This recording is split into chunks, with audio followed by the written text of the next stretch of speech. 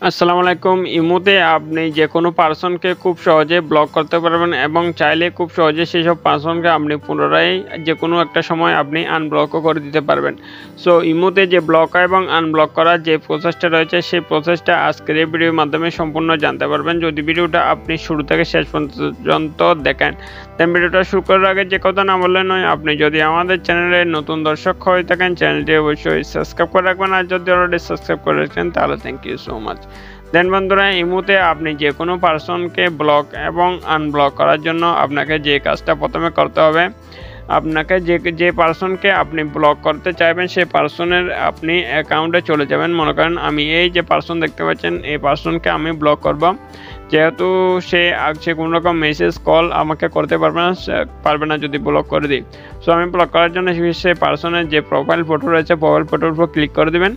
এর প্রোফাইল ফটোর উপর ক্লিক করে দিলে আপনি এরকম ইন্টারফেস দেখতে পারবেন। তারপর যে তার নামটা যে উপর দিকে শো হচ্ছে সেই নামের উপর আপনি ক্লিক করে দিবেন।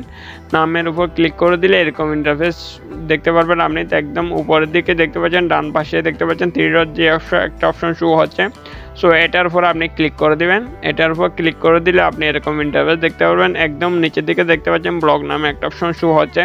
সো আপনি ব্লক অপশনের উপর ক্লিক করে দিবেন। সে ব্লক অপশনের উপর ক্লিক করে দিলে আবার পুনরায় যে ব্লক অপশন শো হচ্ছে, সো ব্লক অপশনের উপর আবার পুনরায় ক্লিক করে দেবেন। ব্লক অপশনের উপর যদি পুনরায় ক্লিক করে দেন সেই পারসনটা আপনার চ্যাট লিস্ট থেকে হাইড হয়ে যাবে এবং সে সম্পূর্ণভাবে ব্লক হয়ে যাবে।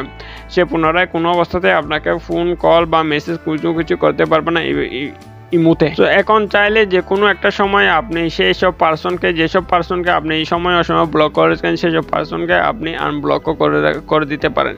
সো আনব্লক করার জন্য আপনাকে যে কাজটা করতে হবে, আপনি ইমোতে আসার পর একদম উপরের দিকে আপনার প্রোফাইল আইকন রয়েছে, প্রোফাইল আইকনের উপর ক্লিক করে দিবেন। দেন প্রোফাইল আইকনের উপর ক্লিক করে দিলে এরকম ইন্টারফেস দেখতে পারবেন। তার মানে আপনি একদম উপরের দিকে দেখতে পাচ্ছেন সিকিউরিটি অ্যান্ড প্রাইভেসি নামে একটা অপশন শো হচ্ছে। সো আপনি সিকিউরিটি অ্যান্ড প্রাইভেসি অপশনের উপর ক্লিক করে দেবেন। দেন সিকিউরিটি অ্যান্ড প্রাইভেসি অপশনের উপর ক্লিক করে দিলে এরকম ইন্টারফেস আপনি এখানে দেখতে পারবেন। তারপর একটু স্ক্রল ডাউন করে আপনি একটু নিচের দিকে যাবেন। নিচের দিকে গেলে এখানে ব্লক লিস্ট নামে একটা অপশন শো হচ্ছে, দেখতে পাচ্ছেন ব্লক লিস্ট।